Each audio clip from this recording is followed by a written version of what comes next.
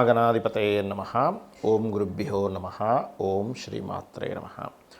పరమేశ్వర స్వరూపమైనటువంటి జ్యోతిష, వాస్తు మరియు ఇతర అనేకమైనటువంటి శాస్త్రములను మనకు అందించినటువంటి మహర్షులకి నమస్కారం.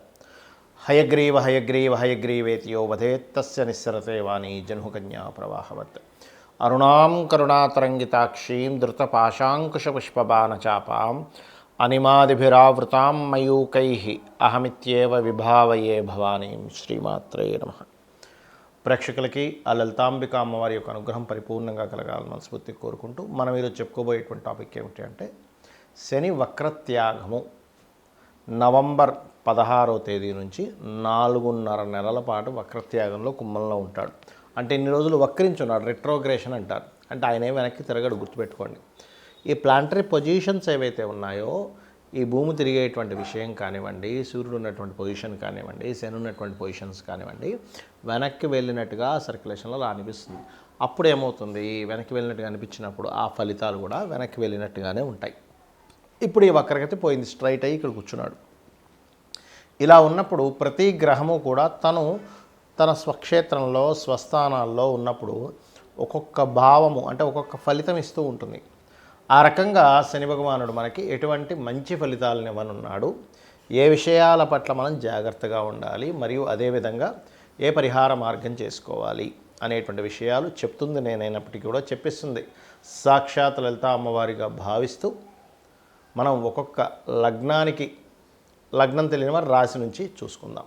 సింహలగ్నము, సింహరాశి. సింహం వారికి కనుక చూసుకున్నట్లయితే మీకు 7వ స్థానంలో అంటే సప్తమ స్థానంలో శని సంచారం జరుగుతుంది. 1 2 3 4 5 6 7.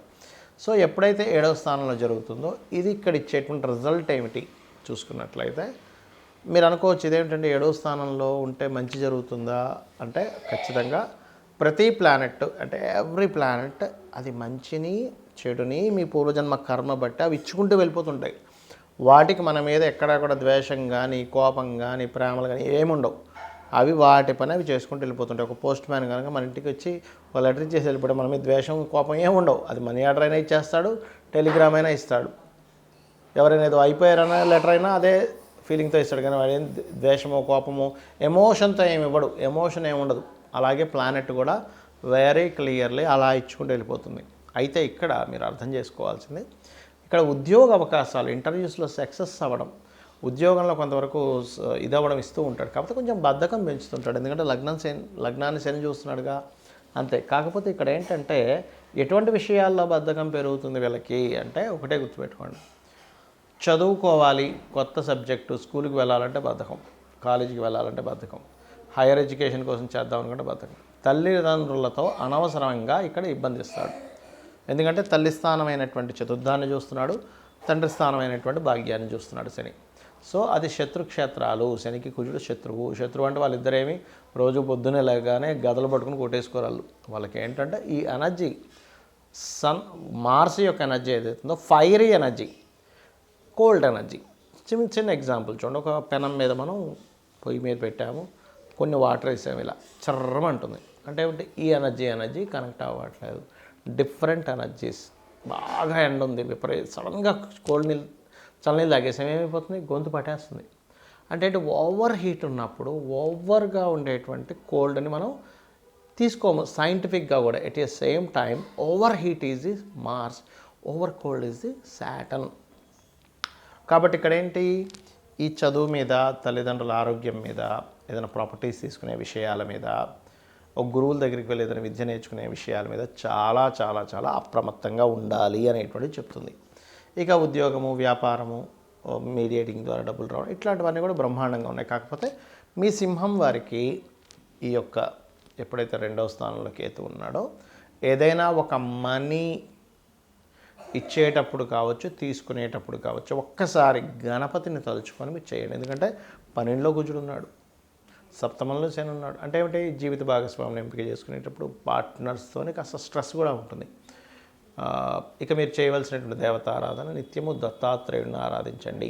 శని కుజ కేతు గ్రహాల దగ్గర దీపారాధన లేదా వాటికి సంబంధించిన దానం ఇవ్వండి. అన్ని విధాలా బాగుంటుంది. చాలామందికి ఒక అపోహ ఉంది, ఏమిటంటే శని భగవానుడు అని పేరు వినగానే అమ్మో శని. ఫస్ట్ ఆ అపోహ, ఆ కాన్సెప్ట్ మైండ్లో తీసేసేయండి. శని అంటే ఎవరో కాదు, నవగ్రహాలు అంటే ఎవరో కాదు, గుర్తుపెట్టుకోండి. మీ యొక్క ఆలోచన విధానం నుంచి బుధుడు, మీ యొక్క మానసిక స్థితి పూర్వజన్మల్లో పాస్ట్ లైఫ్లో మానసికంగా ఏం చేశారు, మానసికంగా ఎవరిని ఇబ్బంది పెట్టారు, మానసికంగా ఎవరిని చాలా క్షోభకు గురి చేశారు. Is moon your moon. అంటే మీరు చిన్న ఎగ్జాంపుల్ చెప్తాను చూడండి. మరి రేపు పొద్దున మనకి ఎగ్జామ్ ఉందనుకుందాం ఉదాహరణకి. రేపు పొద్దున ఒక ఎగ్జామ్కి అటెండ్ అవ్వాలి. మనం ఇన్ని రోజులు ఏం చదివామో దాన్ని బట్టి అక్కడ అలా రాయగలుగుతాం, దాని యొక్క రిజల్ట్ అలా వస్తుంది. ఓకే, అలాగే మనం పాస్ట్ లైఫ్లో ఏదైతే చేశామో నవగ్రహాల పరంగా, అంటే ఉదాహరణకి రవి సంబంధం అనుకుంది, ఎవరికైనా మనం చక్కగా మర్యాద ఇచ్చాం, ఈ జన్మలో రవి బాగుంటాడు.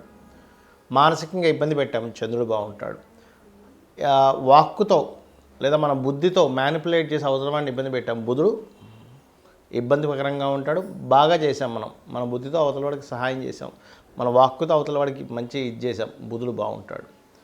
మనము ఎప్పుడైతే ధార్మికంగా కాకుండా అధర్మంగా అవతల వాడిని ఇబ్బంది పెట్టేశాం, ధార్మికంగా వేరు అధర్మంగా వేరు, గుర్తుపెట్టుకోండి. ఇప్పుడు మీకు ఒక ఒక ఒక అవతల వాడు ఏదో కేసు వేసాడు, మీరు ఏ తప్పు చేయకపోయినా సరే మీరు ధర్మంగా పోరాడడానికి మీరు అవతల వ్యక్తి మీద మళ్ళీ ఒక కేసు వేసో ఇంకోటి చేయడం ఇది ధర్మం. కానీ మీరు అధర్మంగా ఎప్పుడైతే చేస్తుంటారో అది ధార్మికమైనటువంటిది కాదు. అప్పుడు గురువు మీకు నెగిటివ్గా అవుతాడు. ఏది అధర్మంగా వెళ్ళినప్పుడు, ధర్మంగా వెళ్ళినప్పుడు గురువు మీకు పాజిటివ్గా అవుతాడు మీ జన్మజాతకంలో. అలాగే సంతానం విషయంలో కావచ్చు, సంతాన విషయంలో రవి గురువులు పాడయ్యాడంటే మీరు ఒక పూర్వజన్మల్లో సంతానం సంబంధించినటువంటి బాధ్యత లేకుండా ఎలాగో వెళ్ళిపోయారు. That is the concept. అలా శుక్రుడు అంటే వివాహము, శని అంటే మనకి కర్మ, రాహు అంటే మాయా లేకపోతే ఈ లోకంలో ఉండేటువంటిది, కేతు అంటే మోక్ష సంబంధించిన, దైవ సంబంధించిన, జ్ఞాన సంబంధించిన, ఇట్లాంటివన్నీ తీసుకుంటాం అమ్మమ్మ తాతయ్య. అయితే ఇక్కడ మన కాన్సెప్ట్ శనికి సంబంధించినటువంటి విషయంలో మీ కర్మే శని అంటే ఎవరో కాదు, బయట ఎవరో శని అనుకోకండి, మీ కర్మే శని అంటే మీరు చేసినటువంటి కర్మే శని. ఇప్పుడు చూడండి, ఎగ్జామ్స్లో మనం రాసాము, మార్క్స్ వచ్చాయి. మార్క్స్ ఎలా వచ్చాయి? మీరు రాసినటువంటి ఎగ్జామ్లో మీరు ఎంత నేర్చుకున్నారో, ఎంత క్లియర్గా రాశారో దాన్ని బట్టి మీకు మార్క్స్ ఎలా వస్తాయో, మీరు పూర్వజన్మల్లో ఎలాంటి కర్మలు చేశారో దానికి సంబంధించిన గుడ్ ఆర్ బ్యాడ్ ఇచ్చేవాడు శని.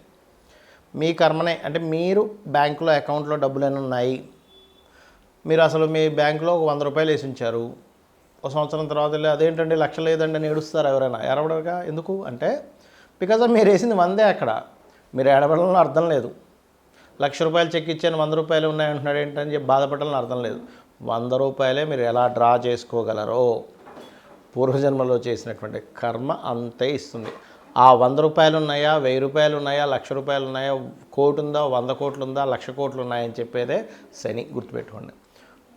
అది మంచి కానీ బ్యాడ్ కానీ బికాజ్ ఆఫ్ మీరు పాస్ట్ లైఫ్లో ఏం పెట్టారు బ్యాంకులో. 12 అకౌంట్స్ అండి మనకు ఉండేవి, 12 భావాలు ఉంటాయి కదా. మీరు, మీ ధనము, మీ కుటుంబము, మీ యొక్క సిబ్లింగ్స్ ఎందుకు గొడవలు వస్తున్నాయి, ఆ అకౌంట్లు మీరు అట్లా తయారు చేసి పెట్టుకున్నారు. లేదా గృహ సంబంధించిన, వాహన సంబంధించిన లేనట్లయితే చక్కగా నేను బాగా చదువుకున్నానండి, పోయిన జన్మలో ఎవరికో మీరు జ్ఞానం ఇచ్చారు, సింపుల్ థింగ్. అది శనిస్తాడు మీకు ఆ రూపంలో. కర్మకారకుడు కాబట్టి, వృత్తికారకుడు కాబట్టి, వ్యాపారకారకుడు కాబట్టి, లాభకారకుడు కాబట్టి, ఎంజాయ్మెంట్ కారకుడు కూడా ఆయనే శాస్త్రంలో. అంతేగాని ఎప్పుడు కూడా శాటన్ అనగానే శని భగవానుడు అనగానే గజగజ వణికిపోవడం, భయపడిపోవడం, అమ్మో ఏళ్ళు నడిచిన వచ్చిందండి ఇంకేముంది రోడ్డు మీదకి ఇచ్చేస్తాడు, రోడ్డు మీదకి తీసుకొచ్చేస్తాడు, నేల నాకించేస్తాడు, సంఖ నాకిచ్చేస్తాడు. ఇవి కాదు మీరు అర్థం చేసుకోవాలి. శని అనగానే ఎంతసేపు థాట్స్ ఇవే వస్తాయి. ఇది కాదు. మనం పూర్వజన్మల్లో ఏం చేసాం, ఎవరిని ఇబ్బంది పెట్టాం, అంటే ఎవరిదైనా దొంగతనంగా దోచుకున్నామా, ఎవరినైనా మనకు మంచి వర్క్ ఇచ్చినా సరే వాడిని మోసం చేసేసి వర్క్ చేస్తున్నట్టుగా నటిస్తున్నామా, అందుకే జాబులు ఉండవు, గుర్తుపెట్టుకోండి. మనం నటించాము, అవతల పని ఇచ్చి నీకు శాలరీ ఇచ్చి బాబు నా కంపెనీ కోసం నువ్వు పని చేయన్నప్పుడు కూడా మనం నటించామంటే అయిపోయింది. ఎవడైనా ఒక మంచి నాణ్యత లేనటువంటి బిజినెస్ చేసి అవతల వాడిని మోసం చేస్తున్నామా, ఇవన్నీ కూడా శని భగవానుడు అకౌంట్లోకి వెళ్ళిపోతూ ఉంటాయి. మీరు మంచి చెడు ఇక్కడ మీరు అర్థం చేసుకోవాల్సింది శనిని చూసి భయపడడం కాదు, కర్మని అర్థం చేసుకోవాలి. కర్మ ఓకే, నేను ఈ కర్మ చేశాను, యాక్సెప్ట్ చేయడం ఫస్ట్ అర్థం చేసుకోండి, యాక్సెప్ట్ చేయడం ఫస్ట్ నేర్చుకోండి. ఎప్పుడైతే మీరు యాక్సెప్ట్ చేస్తారో ఆటోమేటిక్గా మీకు పరిపక్వత వస్తుంది, ఈ కర్మని చాలా హ్యాపీగా అనుభవించగలుగుతారు. ఇది మీరు అర్థం చేసుకోవాలి. అదేవిధంగా ఎప్పుడు కూడా ఏలినాడు శని వచ్చింది, అర్ధాష్టమి శని వచ్చింది, అష్టమి శని వచ్చింది, శని వక్రత్యాగం అయిపోయింది లేదా స్ట్రైట్ అయిపోయాడు, దీన్ని మీరు భయపడడం కాదు. ఫస్ట్ మీరు చేయాల్సింది ఏమిటంటే ఓకే రైట్, నేను ఏ కర్మ చేశాను, నేను ఇప్పుడు ఏం చేయాలి, అమ్మవారిని పట్టుకోవాలి. మీరు అమ్మవారి నామాల్లో ఓం అనాకలిత సాదృశ్య చుబుక శ్రీ విరాజితాయే నమః చేసుకోవచ్చు. లేదా గోశాలకు వెళ్ళి బెల్లము తినిపించడం, గోవులకి నువ్వులు, తెల్ల నువ్వులు, నీలం రంగు వస్త్రము దానంగా ఇవ్వడం, హోమాలకి యజ్ఞాలకి ఒక మంచి కార్యక్రమాలకి సేవ చేయడానికి ముసలి వాళ్ళకి కావచ్చు, లేనట్లయితే కొంతమందికి చేతిలో కాళ్ళు తెగిపడిపోతుంటాయి అట్లాంటి వాళ్ళకి కావచ్చు, బేదల వాళ్ళకి కావచ్చు, ఏదైనా మీకు తోచిన సహాయం మనస్ఫూర్తిగా చేయాలి, హార్ట్ఫుల్గా చేయడం గుర్తుపెట్టుకోండి. ఏదైనా మీరు దానం ఇస్తున్నా, సహాయం చేస్తున్నా హార్ట్ఫుల్గా చేయండి. మొక్కుబడిగా చేస్తే మీకు ఫలితం రాదు అంటారు. హార్ట్ఫుల్గా చేస్తేనే ఫలితం వస్తుంది.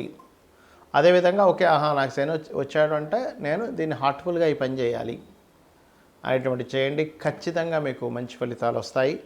మరి ఈ మనకి ఏంటంటే కొన్ని మాసాలు ఉంటాయి, కార్తీక మాసం, కొన్ని ప్రత్యేకమైనటువంటి మాసాల్లో కూడా వెళ్ళి అక్కడ దీపారాధనలు చేయడము, ఇట్లాంటివన్నీ చేయండి. ఖచ్చితంగా మీకు బాగుంటుంది. బాగుండాలని మనస్ఫూర్తిగా కోరుకుంటూ శ్రీమాత్రే నమః.